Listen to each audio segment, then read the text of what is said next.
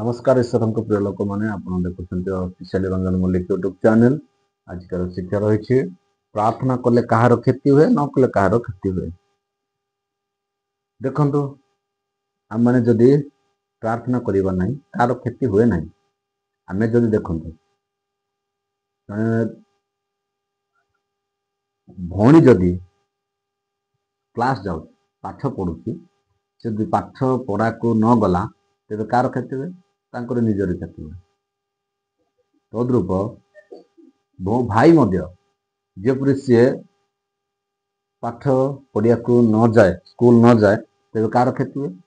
तांकर निजर क्षति हुए पिला से भाईर क्षति हुए तांकर बापा मार कार क्षति हुए ना तद्रूप आम जदि प्रार्थना करवा ना आमर किछि माने प्रार्थना करवा ना तेबे आमको जे सृष्टि कर किसी क्षति हो ना आपन भावतु ना मु प्रार्थना न करने द्वारा स्वर्ग में दुख होती प्रभु जीशु ख्रीस्ट बोली ताहा ही पारे ना आपण मैंने जदि प्रार्थना करेंगे ना आपण मानकर निजर क्षति हुए तेणु आम मैंने प्रार्थना तोड़ धरवा आवश्यक रही आम जदि प्रभुंर संतान तेबे आम प्रभु ठारे प्रार्थना कर आवश्यक रही तो जदि आम शैतान संतान तेज आम प्रार्थना कर आवश्यक ना आमको शैतान जगत रखी ना जगत केवल परमेश्वर रखी गौरव प्रशंसा करवा नुह यात्रा 9:15-16 पदर लेखा अच्छे यात्रा 9:15-16 लेखा अच्छे आम कौन पाई अच्छु आम केवल प्रशंसा करवा आम प्रार्थना जदि करवा ना प्रभु आमको ये सुंदर दिवस दे माने ये सुंदर समय दे पृथ्वी रखी आम सुंदर असुंदर सब किसी आम देखिपार क्या द्वारा प्रभु द्वारा आ प्रभु कहवा आम प्रभु आज आम मुझे सुंदर देखिली धन्यवाद प्रार्थना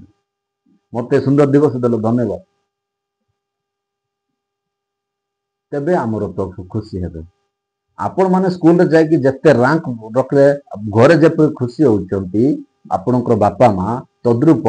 आम जदि प्रार्थना करवा प्रार्थनार गोटे गोटे सफल हेबा प्रार्थना आम जदि तय धरवा तेज आमर स्वर्गर पिता खुशी हेबे बाक्य लेखा अच्छी लुकलिखित सुसमाचार 15:7 पदरे जदि आम 100 जन मध्य जदि आम जड़े जदि मन फेराइबा प्रभु ठारे तेज स्वर्ग आनंद हुए तद्रूप आम जदि प्रार्थना तले धरवा तेज स्वर्ग आनंद हुए जदि आम प्रार्थना करवा ना शैतान आनंद करे आम ए जगतर शैतान को आम स्थान दे था किंतु आम स्वर्गर प्रजा को राजा मान राजा को आम स्थान दे न था आपण मैंने आज बहुत दुर्बल अच्छे तेणु आम प्रार्थना कर रही प्रभुंर अटू तो आम प्रार्थना करवा आवश्यक रही प्रभु आम केते सी जंत्रणा सही प्रार्थना द्वारा धन्यवाद देवा